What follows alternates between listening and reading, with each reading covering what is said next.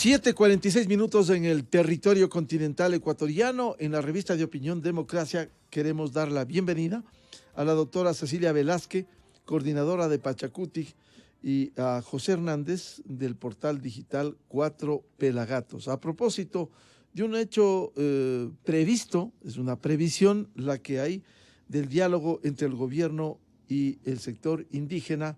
La carta remitida por el presidente Lasso tiene fecha 6 de noviembre, le dirige a Leonidas Issa, presidente de la CONAIE, y le dice que mediante esta comunicación ratifico la invitación que le formulara públicamente para retomar el diálogo iniciado con la CONAIE el lunes 4 de octubre del 2021.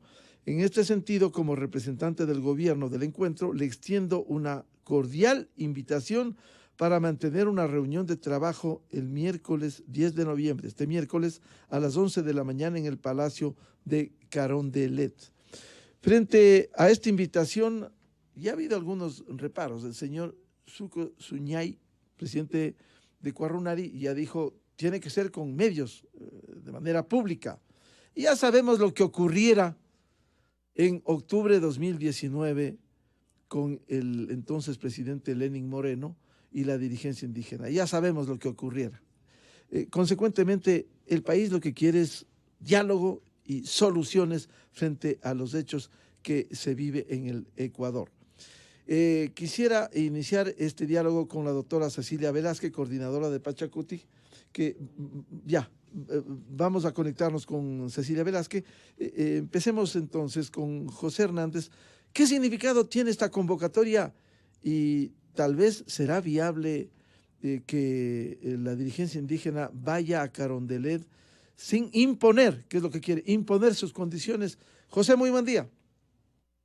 Buenos días, Miguel.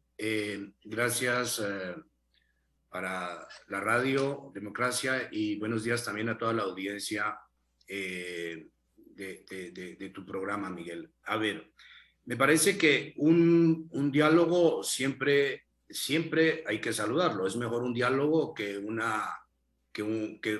un problema callejero en las vías, etcétera. Me parece que primero eso es importante. Lo segundo es que aquí estaríamos frente al segundo capítulo de un encuentro que ya tuvo lugar del presidente de la República con Leonidas Issa y una parte de la dirigencia indígena. En ese sentido, Miguel, me parece que si esto se hace y si el señor Leonidas Issa viene a ese encuentro, estaríamos hablando de que viene no en una situación de ultimátum.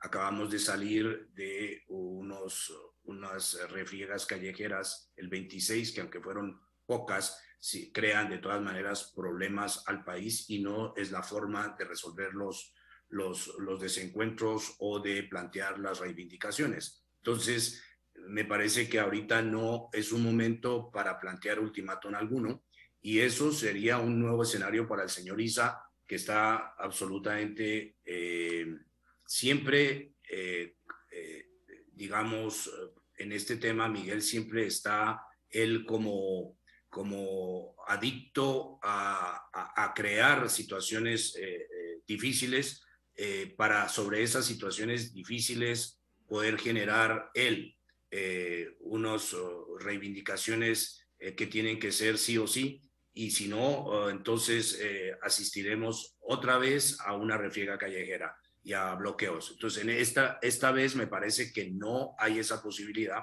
lo cual sería de celebrar, Miguel, si él viene a esa reunión, si esa reunión se da, porque estaríamos en un escenario nuevo que es un escenario de diálogo con una agenda real que se plantea, real quiero decir que se pueda solucionar, que convenga a las comunidades indígenas y a la gente más pobre del país y que no esté haciendo eco a la agenda del señor Issa, que como todos sabemos tiene una agenda paralela, política, personal, en este caso, que no tiene mucho que ver con las reivindicaciones de las comunidades indígenas. Por lo menos no vemos, y cojo solo un ejemplo, Miguel, viniendo él de zonas, ¿no?, donde hay mucha desnutrición infantil, no vemos que eso sea una urgencia para él. Me parece que eso llama profundamente la atención. Y me parece que esos los temas que el país quiere ver puestos sobre la mesa y quiere ver en eso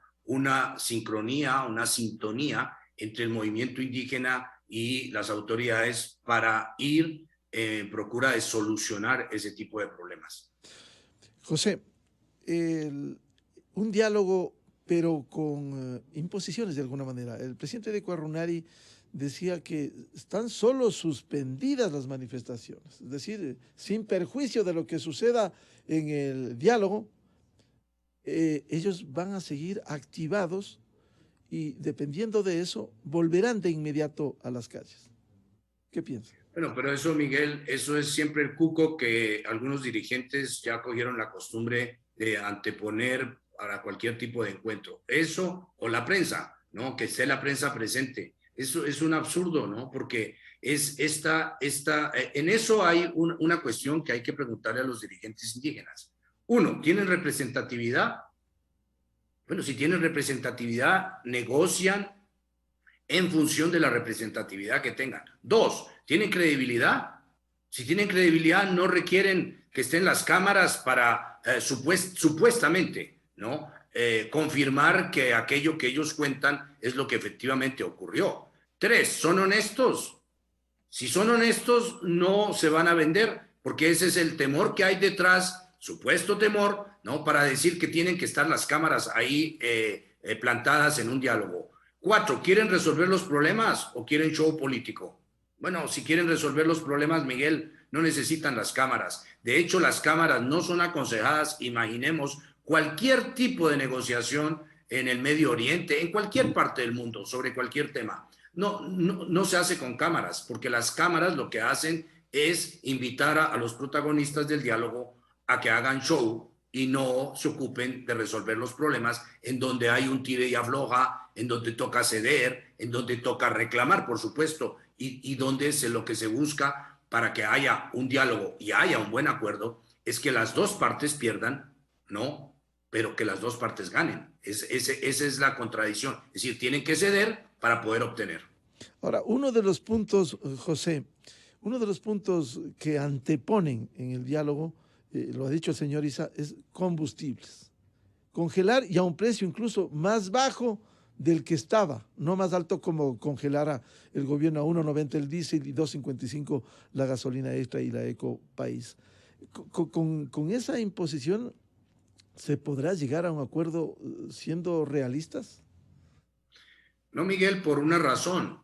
Ya el gobierno va a perder, y digo el gobierno, quiero decir el Estado, en este congelamiento que hubo alrededor de 1.300 millones de dólares. Aquí el tema de nuevo, Miguel, es creo que hablar con gente adulta, ¿no?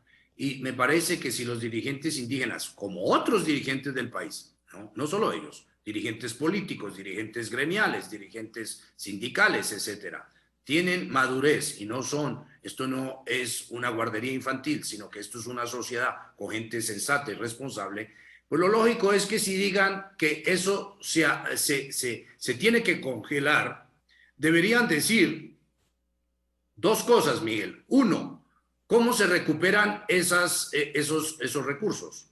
Y dos, ¿cómo hacemos para creerles cuando dicen que quieren cuidar la naturaleza y que son los guardianes de la naturaleza y del agua, cuando en el fondo lo que están es preconizando que haya un enorme consumo de combustibles fósiles baratos?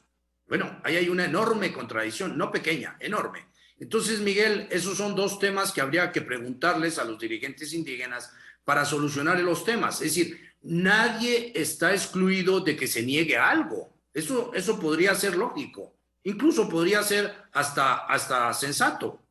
Pero lo más sensato en ese caso es que digan, ok, no hay plata aquí, busquemos plata aquí, ¿no?, en otra parte, y que recuperen esa plata. No quieren, porque es increíble, Miguel, que en el país la gente no quiera que se cambie nada, ¿no? Pero en cambio no hay ningún asambleísta, no hay ningún dirigente gremial o político que no pida algo al Estado, pensando que el Estado es un barril sin fondo de dinero, ¿no? Y que solo basta pedir y que solo es un problema de voluntad del gobernante, voluntad, no de disponibilidad, sino de voluntad. Entonces no quiere dar plata, pero plata hay. Bueno, aquí la realidad es que plata no hay y por eso los gobernantes tienen que decir que no a ciertas cosas. Y me parece que lo lógico, lo sensato, lo responsable, Miguel, es que si los dirigentes indígenas, en este caso el señor Isa, no quieren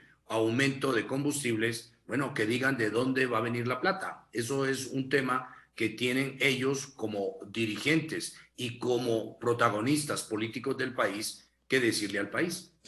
José, sin embargo, no solo el señor Isa, la dirigencia indígena, sino incluso dirigentes sindicales repiten lo que desde hace décadas han señalado. Bueno, que se recupere lo robado, que se cobre los que no pagan impuestos. Es decir, en la práctica, eso no puede llenar de inmediato los urgentes recursos que necesita el fisco.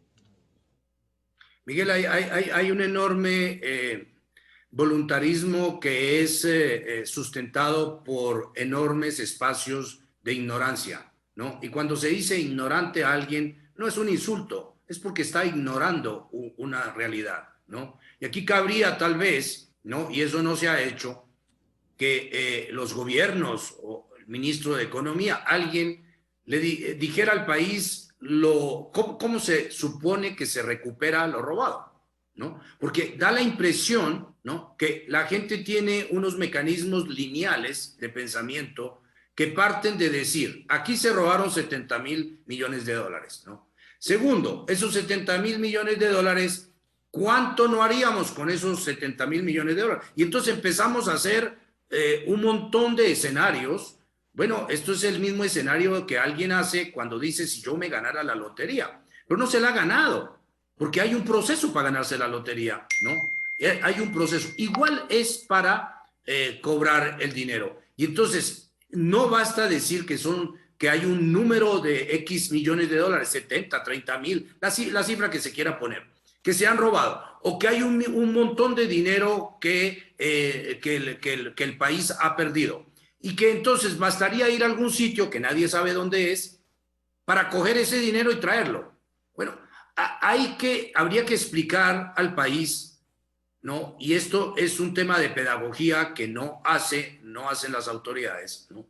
¿Cómo es recuperar ese dinero, ¿no? Porque primero toca que se encuentre dónde está. Eso no es sencillo. Y ninguno de los rateros y los ladrones roban, ¿no?, pensando meter eso en un banco en Miami, en alguna parte. Eso está encriptado, eso está en miles de sitios, ¿no?, repartido, que nadie sabe. Incluso está en países donde no entra fácilmente el control, digamos, ortodoxo, ¿no es verdad? Bielorrusia, todos esos países que vaya mismo uno a saber cómo están gobernados, donde hay una dictadura. Bien, entonces, Miguel, no es sencillo decirle, y no es simple, que la gente crea que basta con determinar una cifra, decir que hay que ir a buscarla, traerla y repartirla. Eso no existe.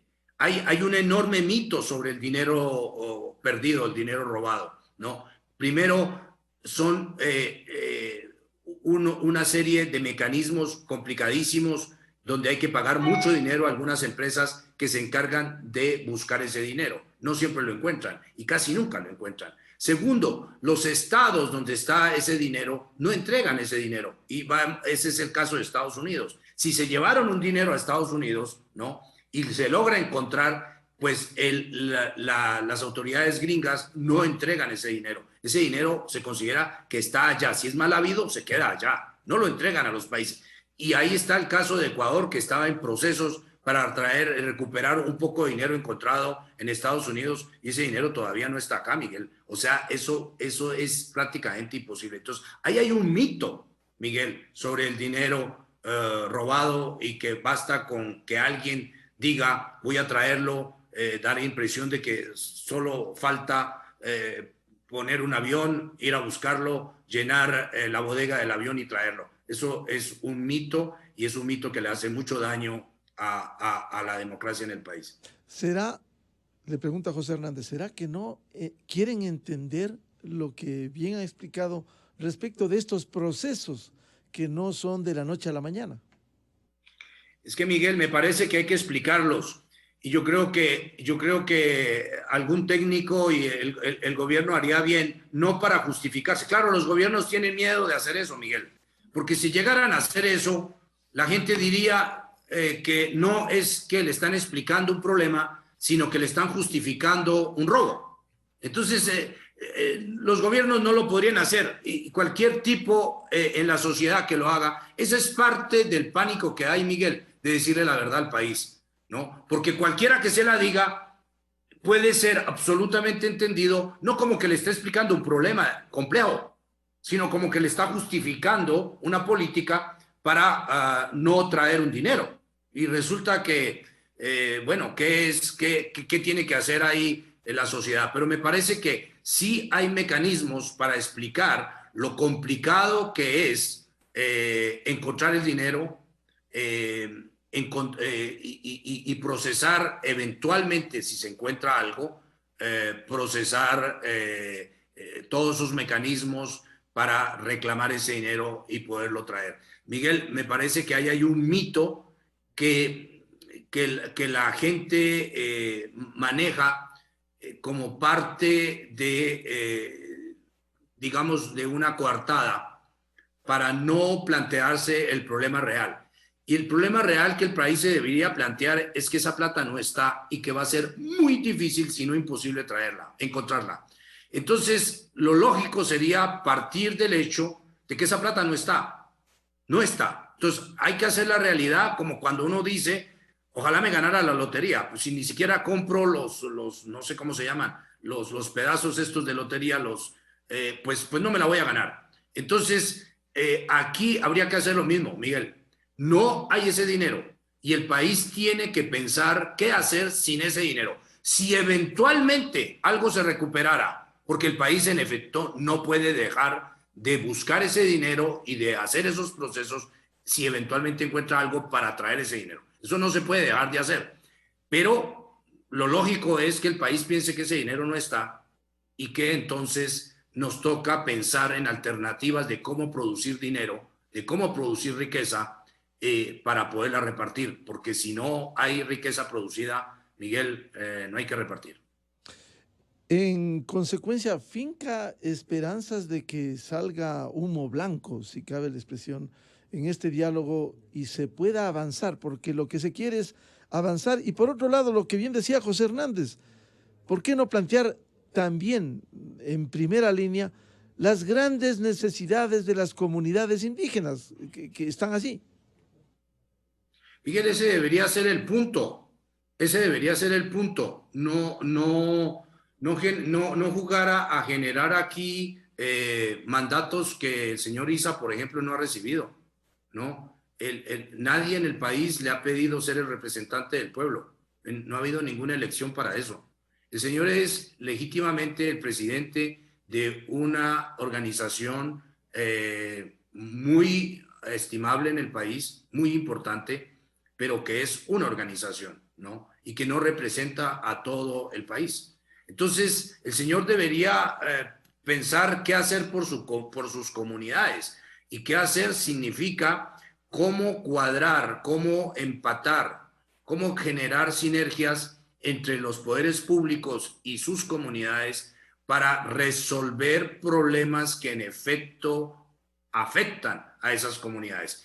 Y no anteponer, y eso hay que denunciar a cada vez que eso se ve, Miguel, porque eso no es dable, que un dirigente político use a unas comunidades para avanzar un proyecto político que es personal, y en este caso lo es. Por eso hay una ruptura, hay una división en el movimiento indígena, por eso hay una división en Pachacutic, porque sí vimos a un grupo importante de asambleístas que fueron a hablar 5 horas con el presidente de la República, porque esas son comunidades y son dirigentes, son asambleístas que en alguna parte se sienten representantes de sus comunidades o de sus regiones. Y aunque no tienen ese mandato, porque su mandato no es generar obras, sí pueden, en efecto, y lo hacen políticamente, ¿no?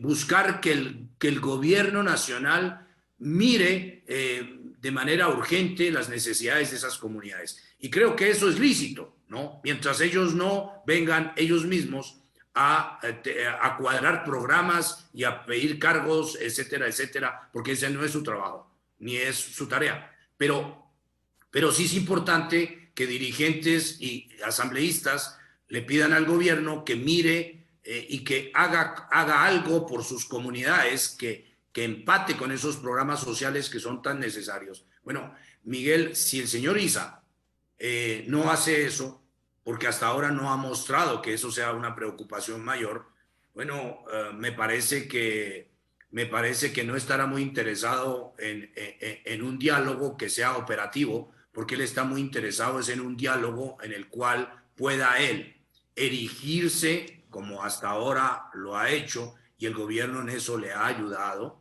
¿no? A erigirse en interlocutor del gobierno, en interlocutor del presidente, en representante genuino y total del pueblo ecuatoriano. Es decir, esa es la agenda del señor Isa, y eso es lo que el gobierno también le ha ayudado a hacer. Bueno, me parece que eso no es lo que el país espera, porque no espera el país que el poder público sea para ayudar a un dirigente político, sino para ocuparse de las bases de las comunidades, en este caso de las comunidades indígenas.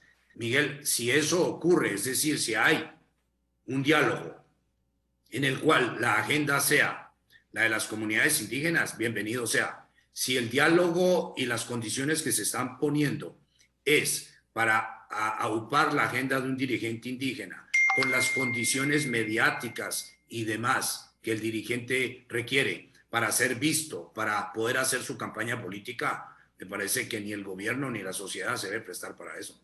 En este diálogo con José Hernández del portal digital Cuatro Pelagatos, teníamos previsto el diálogo con Cecilia Velázquez, coordinadora de Pachacuti, que lastimosamente no pudo sumarse. Queremos dar la bienvenida a Delfín Tenesaca, dirigente indígena. ¿Qué piensa de este diálogo que ha convocado de nuevo el presidente Guillermo Lasso para este miércoles 11 de la mañana en el Palacio de Gobierno? ¿Se puede llevar las auténticas demandas de las comunidades indígenas que sufren por una serie de problemas de nutrición infantil, falta de vías, atención del Estado por décadas? ¿Se puede llevar esto y concretar más allá de un show mediático que pudiera pedirse? Muy buen día, Delfín Tenesaca. Buenos días, mis estimados radioyentes y señores periodistas, gracias por la entrevista. Yo creo que si es que realmente el gobierno nacional tiene la voluntad política de dialogar seriamente como personas capaces, idóneos de sacar adelante el país, sí se puede. De la misma manera, los dirigentes de las organizaciones representantes máximos de la CONAIE y también de las regionales seriamente acogen los grandes demandas de las bases, de la gente, del pueblo, como ya hemos señalado en propuestas. Casi ya durante varias décadas venimos con nuestras demandas, posiciones firmes. En primer lugar, respeto a las organizaciones, sobre todo de los pueblos y nacionalidades indígenas. Con eso quizás no quiero decir que en el país no han reconocido, sí, la Constitución de la República nos reconoce como pueblos y nacionalidades indígenas. Hemos conseguido algunos logros, sobre todo los derechos. Pero en estos momentos precisos ya no se trata simplemente una reivindicación de los pueblos indígenas, se trata del pueblo ecuatoriano. ¿Quién no está sufriendo o quién no interesa sobre todo que los precios del combustible sea regulado y que sea quizás de manera clara, de manera conveniente, de manera que nos deje vivir. Claro, Yo creo que en eso don estamos Delfín interesados en Tenesaca, el país. don Delfín Tenesaca, ¿nos podría decir cuáles son los planteamientos concretos que ustedes demandan? Porque el tema de los combustibles escuchamos cada vez que se llega a un diálogo. Y si se podría reemplazar, si la decisión radical que encabeza el señor Issa es que se congelen los precios de los combustibles, que se vuelvan a los precios anteriores, ¿con qué se llena el dinero precisamente para atender a las comunidades indígenas? ¿Cuál es el planteamiento concreto que reemplace al congelamiento de los combustibles? Nosotros sí hemos dicho, claro, desde varios años anteriores inclusive, si los grandes empresas pagaran igual que los amigos de a pie, los ecuatorianos pagaran los impuestos, yo creo que habría plata. Si las platas devolverían de todo lo que nos ha desaparecido en el país, habría plata. Si realmente el país invirtiera en la agricultura, habría plata. En el turismo, habría plata. Si respetaría realmente quizás los valores que tienen que pagar los impuestos a la renta, yo creo que ahí sí habría plata. Pero lamentablemente, ¿por qué tenemos que pagar el pueblo ecuatoriano que sufre de hambre, como ustedes manifestaban? El pueblo quizás, si nos hemos explicado desde la provincia de Chimborazo, 60% de los niños menores de 5 desnutridos. Quizás, ¿por qué tienen que pagar a ver ellos para resolver el problema del país? Pero eso, don Delfín, pero eso no le escuchamos al señor Issa. No le escuchamos al señor Issa hablar de la desnutrición crónica infantil. Colta tiene más del 43%, según datos de UNICEF, datos del INEC. Pero no le escuchamos al señor Issa, no escuchamos a la dirigencia. Lo que se escucha como tema prioritario, irreductible, el congelamiento de los precios de combustibles. Los otros temas de atención legítima a las comunidades rurales, ¿por qué no se escucha? ¿Por qué no plantean? Mire, señores, en primer lugar, las organizaciones que está compuesto en la estructura de la CONAI tienen planteamientos claros y precisos. Sobre todo nosotros quizás desde el gobierno anterior, porque por ejemplo con el gobierno de Correa nos hemos enfrentado en demandas bien claros, sobre todo en el tema de los precios de la agricultura. Los agricultores quizás se ha sido olvidado por los gobiernos del turno. Y aquí tiene el problema esto de la leche, quizás la gente ganadera, pequeños productores de la leche se han levantado y le han planteado las demandas claras y precisas. Lo otro, los pueblos y las nacionalidades también han presentado las demandas a decirles respete nuestros territorios, no entre nomás en cualquier parte con la minería, haga otro tipo de producción económica y no nos destruya nuestra naturaleza. Eso también ha sido uno de los temas muy importantes respecto de los territorios. Lo otro, la educación bilingüe, la educación intercultural, la educación superior, pues tiene que tener los mismos derechos que otros tienen, asimismo para los pueblos y nacionalidades indígenas. La salud, imagínense, si eso no están planteando, ya creo que no es ya la culpa de la gente del pueblo indígena. Si los dirigentes están en otro asunto, ya es otra cosa. Y nosotros sí hemos dicho más bien claro, nuestras bases no tienen que ser traicionadas por ningún dirigente, sin referirse a nadie, sea el presidente de la CONAI o del Ecuarunari, de la CONAI, de lo que sea. Lo que nosotros decimos, aquí están nuestras demandas: defensa de los territorios, defensa de los agricultores, defensa de la salud, defensa de la educación, ¿no es cierto? Pero esto, en estos momentos precisos, esto de la subida de combustible, eso nos ha perjudicado y este es el punto principal en donde está presentando la demanda. Entre eso también ratificando todo lo que ha sido las demandas anteriores, como son la defensa de las tierras y territorios también, pero sobre todo reactivando la agricultura, reactivando la producción, reactivando el turismo, etc. Don Delfín Tenesaca, ¿usted cree que la dirigencia indígena que va a los diálogos con el gobierno recoge y plantea todo lo que ustedes demandan? ¿Ha sido esto expuesto? O el tema de la minería que usted ha citado. ¿Con qué reemplazamos a la minería responsable, la minería que respete el medio ambiente, sujeta a la ley, bien controlada por el Estado? ¿De dónde sacamos dinero si no hay eso? mis estimados señores, yo creo que está bien claro. El turismo, no es nuestro país, quizás diversos climas que tenemos en el país, el turismo no está activada. Lo mismo, no está activada la agricultura.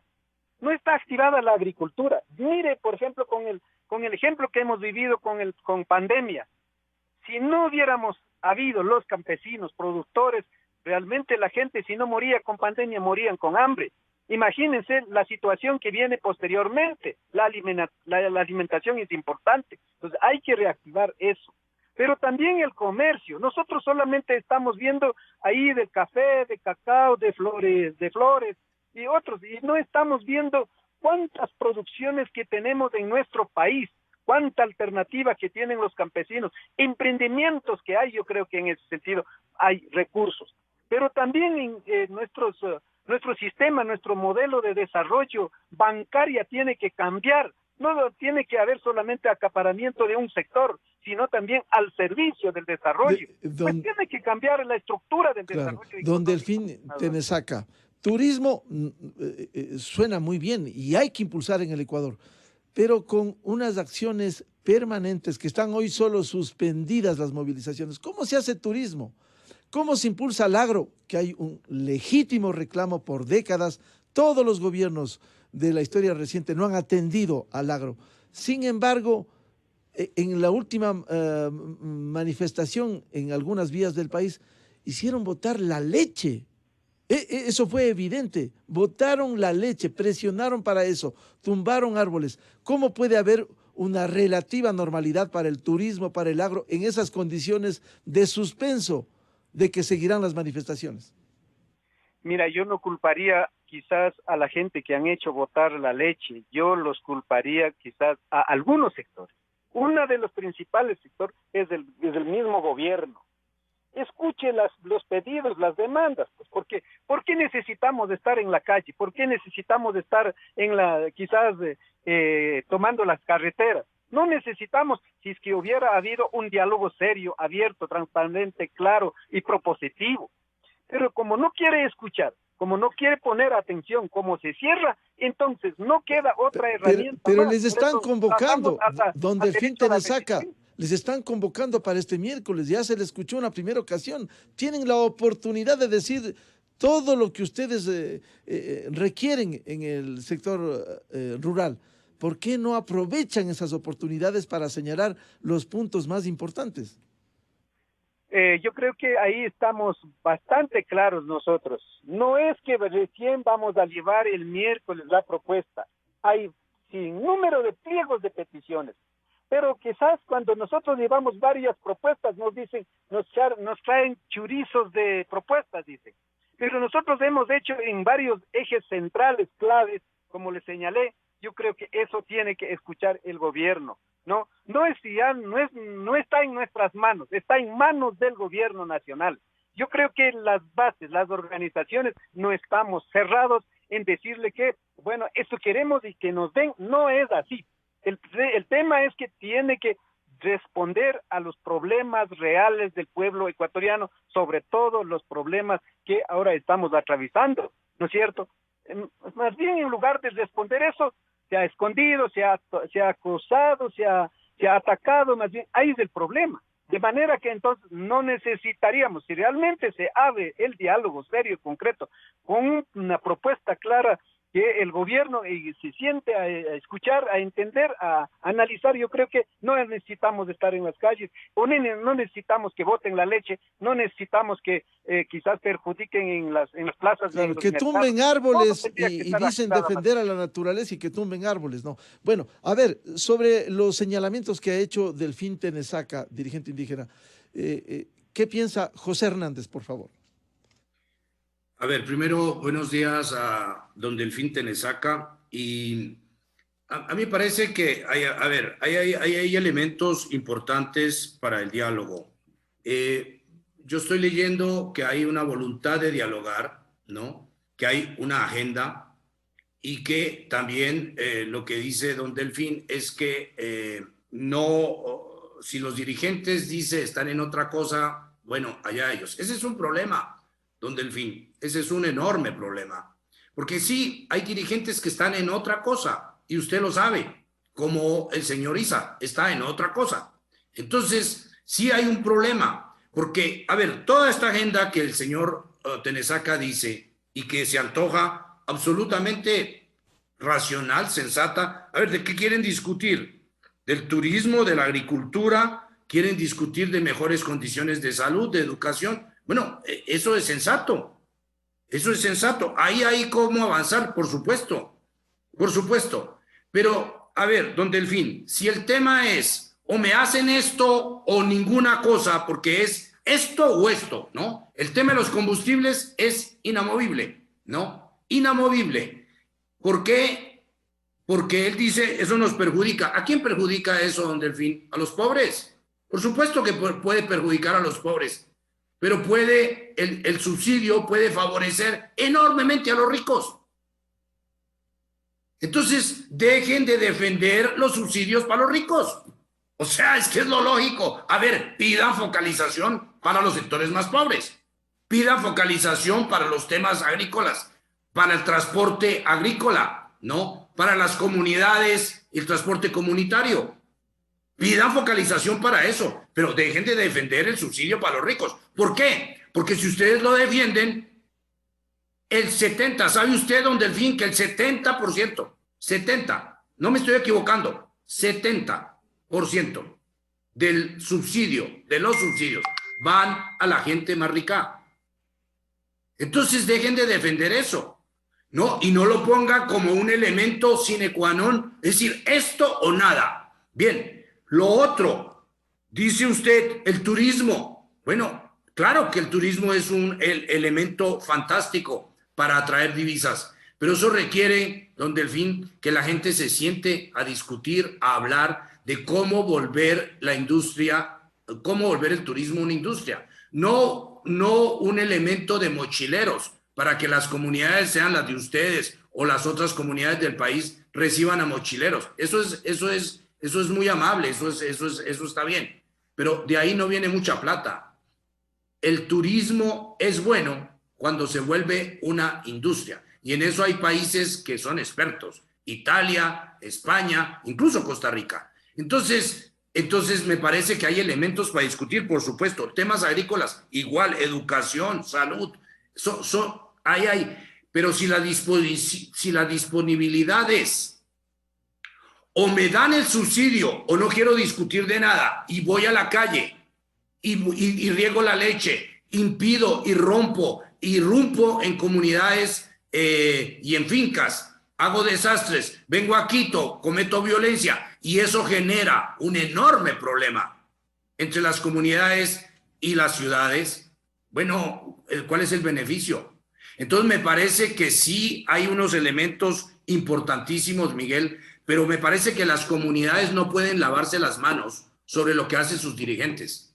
Me parece que, porque estamos hablando con gente responsable, adulta, sensata y digna de todo respeto, ¿no? Por eso hay que hablar las cosas como son. No voy a decir, es que pobrecitos, las comunidades no saben. No. Si estamos entre ciudadanos, somos iguales. Entonces, la responsabilidad de los dirigentes indígenas es grande. Y si los dirigentes no están haciendo eso, las comunidades deberían decir, esa no es nuestra agenda, esta es nuestra agenda. Y decirle al gobierno que se siente a resolver, en efecto, a resolver. No a alargar el chorizo, como dice usted, de reivindicaciones, sino a resolver. Entonces hay muchos elementos, Miguel, y estos elementos se resuelven en cualquier parte, como en una familia. Los problemas no se resuelven a golpes. Los problemas no se resuelven rompiendo vajillas. Los problemas no se resuelven amenazando. Los problemas se resuelven sentándose como gente responsable, generando metas, avanzando en los temas, y para eso hay que sentarse, respetarse y no amenazarse. Entonces me parece, Miguel, que lo que dice don Delfín tiene muchísima razón. Me parece que hay un problema de metodología aquí, que es el que hay que adecuar. ¿Cómo resolvemos los problemas si es con amenazas? ¿Cómo resolvemos los problemas si es con dirigentes indígenas que tienen una agenda que no es la agenda de sus comunidades? Bueno, el problema es para los dos lados, para la sociedad entera y para las comunidades. Y me parece que el tema no es lavarse las manos ni de la parte de allá ni de la parte de acá. Don Delfín Tenesaca, ¿se sienten representados con los actuales dirigentes de la CONAIE para que lleven precisamente lo que decía José Hernández, estos planteamientos que usted ha recogido y que debieran solucionarse? A ver, primero yo quisiera hablar rapidísimo así, quizás del subsidio. Ha habido una información, una socialización desde varios sectores, como por ejemplo el Petroecuador. Ahí nos dice que no hay ningún subsidio. Nos engañan que se dice que hay subsidio. Más bien hay, inclusive, vendiendo al mismo precio que estuvieron antes, quizás 1.25, y estaban quizás hasta encontrando utilidades. Pero yo no sé de dónde están engañando a la gente que hay subsidios. Uno. Segundo, si vamos por focalización, por favor, necesitamos el estudio profundo en el país. ¿Quién es el verdadero que tiene mucho dinero? O quizás quiénes son los ricos y quiénes son los pobres. Los pobres. Los que carecen quizás de recursos para sobrevivencia, para la comida a diario, toda la Claro, gente. don Delfín Tenesaca, pero el subsidio indiscriminado beneficia a los ricos, a los que pueden tanquear, pagar el diésel o la gasolina. Por supuesto, entonces, si eso es así, necesitamos entonces la focalización con mucha claridad, con mucha claridad. Yo, por ejemplo, yo les digo, yo tengo una camionetita para transportar la producción, ¿no? Llevo al mercado una camionetita que es del año 2000, ¿ya? Y eso tiene que dar el mantenimiento. Y creo que si esto no puedo yo pagar la gasolina, quizás no me conviene. Esto es la demanda que se hace la gente, ¿no es cierto? A decirles, no me conviene. Pero también tengo que entenderles, ¿no? Los que tienen los grandes maquinarias, ¿no es cierto?, que tienen empresas. Entonces, ellos van a ser beneficiados, por supuesto. Entendible eso. Pero entonces, ahí viene la focalización a los que más necesitan, a los del transporte público, por ejemplo. A ver, ¿cómo se hace? Pero no es posible. El gobierno sienta con los transportistas, eleva los precios del pasaje y listo. Y creo que ahí más bien nos dividen, nos rompen entre nosotros antes de hacer una focalización clara en donde no nos repercuta en tema de pasajes y todos los demás. La elevación de precios en todo lo que es el precio de los artículos, por ejemplo. Subió el precio de gasolina, sube todo. Y entonces yo creo que eso es lo que tiene que cambiar. Lo otro, ¿representa o no representa a nuestros dirigentes? Hay diversos dirigentes. Así como también hay en otros sectores organizativos, aquellos que representan al pueblo, está con el pueblo, escucha al pueblo, entiende al pueblo, deja participar, permite participar, orienta.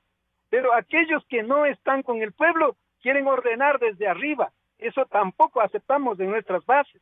Nuestras bases por eso sabe quién tiene que estar quizás realmente representando a nosotros y hablando, dando nuestra vocería a nivel del gobierno. Por lo tanto, yo creo que es urgente que podamos entendernos, pero sobre todo respetarnos. Porque lo que pasa es que hasta ahora hay acusaciones que a todo el mundo como que nos enoja. Nos enoja cuando dicen que vienen a destruir a la ciudad de Quito. Miren, tenemos que hacer un estudio. ¿Quiénes fueron los que rompieron quizás los centros históricos, las piedras históricas, lo que sea? Pero eso también provocó la muerte de varios amigos y nosotros no podemos estar contentos porque murieron 11 compañeros y otros están defendiendo piedras. No estamos contentos, no estamos de acuerdo. Lo más importante es la vida de seres humanos. Pero entonces, pues necesitamos entender qué dirigentes están realmente con el pueblo y qué dirigentes aspiraciones inclusive. Claro. ¿Confían en el señor Leonidas Issa? Bueno, en primer lugar, yo soy indígena quichua, de la nacionalidad quichua, también como ex dirigente del Ecuarunari. Respeto a los dirigentes y respeto a Leonidas, pero también yo siempre he cuestionado, pues aquí nosotros somos hombres de paz, hombres de lucha, que reivindicamos nuestros derechos. Claro, lo respeta, pero comparte lo que hace el señor Issa. Depende cómo lo hacen la lectura. Si a Leonidas le dicen violento, si a Leonidas dicen que estás interesado en otro, en ese sentido, nadie estaríamos compartiendo. Claro, pero el señor Issa está reflejado en el libro Estallido. Si usted ha leído el libro Estallido, se evidencia, ¿no? Se evidencia la imagen. Bueno, yo quiero agradecer a los tiempos, saludar a don Delfín Tenesaca, abiertos como siempre para escucharles, porque lo más importante es escuchar y procesar las demandas legítimas que tienen los pueblos indígenas en el Ecuador, sin agenda política y peor politiquera. Saludamos también a José Hernández por participar en este debate. Quizás quisiera hacer un apunte. Rodrigo Gómez de la Torre, el presidente de la Cámara de Agricultura de la Primera Zona, nos escribe a propósito de las afirmaciones de Delfín Tenesaca. Dice, es importante ver sobre qué combustibles habla Petroecuador, ya que la gran mayoría de las naftas y diésel es importado y los costos de Petroecuador deben ser totalmente transparentes. Muy pertinente esta observación. Muchas gracias a Delfín Tenesaca y a José Hernández, muy amable su participación. Gracias, Miguel, gracias, don Delfín, y a toda la audiencia. Muchas gracias. 8:32 minutos en el territorio continental ecuatoriano.